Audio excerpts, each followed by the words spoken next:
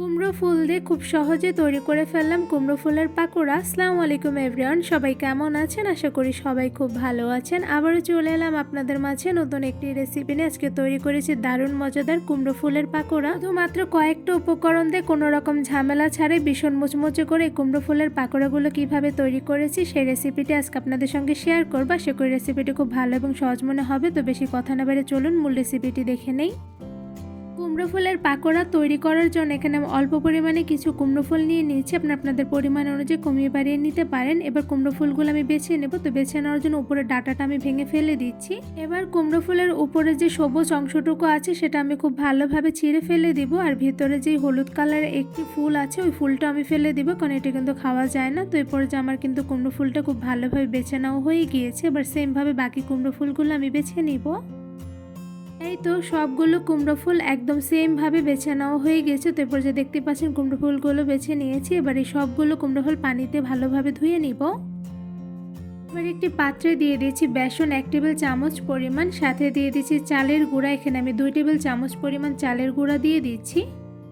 এবার এর মধ্যে দিয়ে দিচ্ছি কর্নফ্লাওয়ার। এখানে আমি 1 টেবিল চামচ পরিমাণ কর্নফ্লাওয়ার দিয়ে দিয়েছি। সাথে দিয়ে দিচ্ছি আদা বাটা হাফ চা চামচ পরিমাণ, সাথে দিয়ে দিচ্ছি জিরা গুঁড়া হাফ চা চামচ, সাথে দিয়ে দিচ্ছি মরিচের গুঁড়া হাফ চা চামচ পরিমাণ। আপনাদের স্বাদ মতন কমিয়ে বাড়িয়ে দিতে পারেন। সাথে দিয়ে দিচ্ছি অল্প পরিমাণে গোলমরিচের গুঁড়া আর দিয়ে দিচ্ছি স্বাদ মতন লবণ।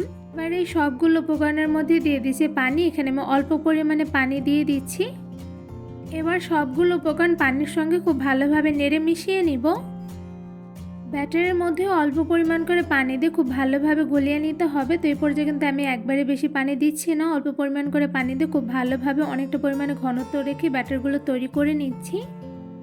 ব্যাটারের মধ্যে আরও কিছুটা পরিমাণে পানি দিয়ে খুব ভালোভাবে নেড়ে গলিয়ে নিচ্ছি। তো এই পর্যায়ে দেখতেই পাচ্ছেন খুব সুন্দরভাবে সবগুলো ব্যাটার পানির সঙ্গে গলিয়ে নিয়েছি। আর এই ব্যাটারটা কতটুকু পরিমাণে ঘনত্ব রেখে গলিয়ে নিয়েছি আশা করি আপনারা দেখেই বুঝতে পারছেন। তো এই পর্যায়ে ব্যাটারগুলো আপনাদের একটু দেখাচ্ছি কতটুকু পরিমাণে ঘনত্ব রেখে তৈরি করে নিয়েছি। তো এই পর্যায়ে আপনারা দেখতেই পেরেছেন কতটুকু পরিমাণে ঘনত্ব রেখে ব্যাটারগুলো আমি তৈরি করে নিয়েছি। এবার কিন্তু পাকোড়া তৈরি করার জন্য ব্যাটারগুলো পারফেক্টলি তৈরি হয়ে গিয়েছে। এবার এই ব্যাটারগুলো আমি একটা সাইডে 10 মিনিটের মতন রেস্টে রেখে দিব।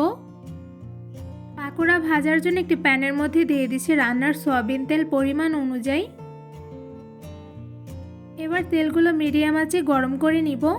পাকোড়া তৈরির ব্যাটারগুলো 10 মিনিটের মতন রেস্টে রেখে দেওয়ার পর এবারে ব্যাটারের মধ্যে ফুলটা দিয়ে খুব ভালোভাবে চারো সাইডে ব্যাটারগুলো ভরিয়ে নিচ্ছি। ফুলের চারো সাইডে ব্যাটারগুলো খুব ভালোভাবে ভরিয়ে নিয়েছি। এবার গরম তেলের মধ্যে একটা একটা করে ফুলগুলো দিয়ে দিচ্ছি। গরম তেলের মধ্যে একটা একটা করে সবগুলো ফুলের পাকোড়া দিয়ে দেওয়া হয়ে গিয়েছে। এবার কিছুক্ষণ সময় নিয়ে পাকোড়াগুলো ভেজে নিব।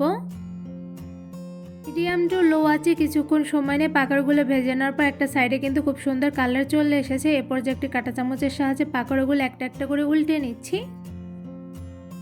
কাঁটা চামচ দিয়ে একটা একটা করে সবগুলো পাকোড়া উল্টে নেওয়া হয়ে গিয়েছে। এবার আরও কিছুটা সময় নিয়ে পাকোড়াগুলো ভেজে নিব। কুমড়ো ফুলের পাকোড়াগুলো ভীষণ মুচমুচে করে ভেজে নেওয়ার জন্য চুলার আঁচটা একদম মিডিয়াম টু লোতে রেখে একটু বেশি সময় নিয়ে পাকোড়াগুলো ভেজে নিতে হবে, তাহলে কিন্তু পাকোড়াগুলো অনেকটা পরিমাণে মুচমুচে হবে।